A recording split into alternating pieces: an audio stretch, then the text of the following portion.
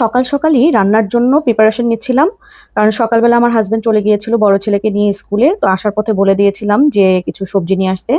তো সবজি বলতে লাল শাক নিয়ে আসতে বলছিলাম, আর সাথে ধনেপাতা আর কাঁচামরিচ। তো আমার বাচ্চারা আবার লাল শাকটা খুব পছন্দ করে, তো ভাবলাম সকাল সকালই রান্না করি। আর সপ্তাহে 5 দিন আমার দেখা যায় সকালেই রান্না করা লাগে, কারণ আমারও স্কুলে যেতে হয়। আমার যেহেতু 3 বাচ্চা, তো 3 বাচ্চার বুঝতেই পারছেন যে কত ঝামেলা স্কুলে নিয়ে আসা দিয়ে আসা। শুধু বড় ছেলেকে ওর বাবা দিয়ে আসে, আর বাদ বাকি সব আমার করতে হয়। তো যাই হোক, এগুলো সব প্রিপারেশন নিচ্ছিলাম রান্না করার জন্য। এদিক দিয়ে আবার পাউরুটি নিয়ে আসছিল, সাথে ডিম নিয়ে আসছিল, আর একটা বাটার নিয়ে আসছে। ওরা প্রায় সময় স্কুলে টিফিনে বাটার দিয়ে দেখা যায় পাউরুটিটা খায়। আবার বাসায়ও ওরা নাস্তা হিসেবে খায়, খুব পছন্দ করে আর কি।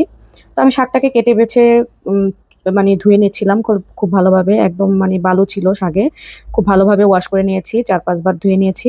তারপরে একটু কাঁচামরিচ আর পেঁয়াজ দিয়ে একটু লবণ দিয়ে সিদ্ধ করতে বসিয়ে দিয়েছি। সিদ্ধ হয়ে গেলে তারপর আরেকটা কড়াইতে আমি একটু পরিমাণ মতো তেল আর হচ্ছে গিয়ে পেঁয়াজ আর রসুন দিয়ে একটু বাগার দিয়ে নিব। কারণ আমি সবসময় লাল শাকটা এইভাবে ভাজি করি, একসাথে বসিয়ে দিলে আমার কাছে ভালো লাগে না। এইভাবে ভাজি করে একটু বাগার দিয়ে নিলে ভালো লাগে। তো আমার বাচ্চারা লাল শাক ভাজিটা খুব পছন্দ করে অন্যান্য শাকের চাইতে। তো আমি চেষ্টা করি সপ্তাহে 1 দিন কি 2 দিন আমি শাক খাওয়ানোর জন্য। আর সবজি তো মাঝে মধ্যে খাওয়াই, মাছের সাথে বা মুরগির সাথে, গরুর মাংসের সাথে। তো আজকে একটু লাল শাক ভাজি করছিলাম ওদের জন্য। এই তো শাক ভাজিটা হয়ে গেছে। এখন আমি রান্না করব হচ্ছে গিয়ে মরিচ খোলা ইলিশ মাছের।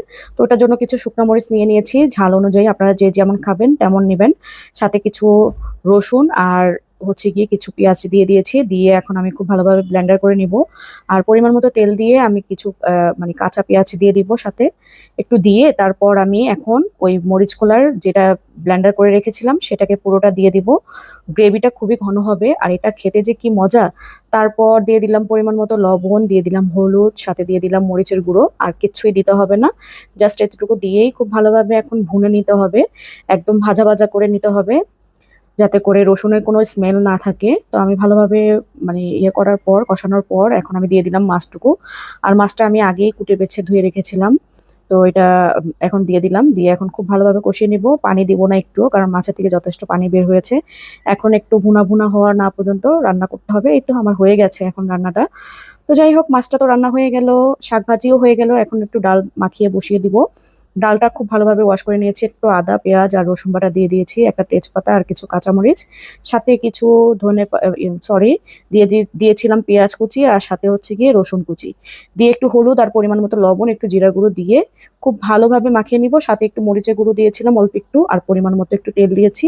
তেলের পরিমাণটা খুব কম থাকবে, কারণ ভুনা ডালে বেশি একটা তেল লাগে না।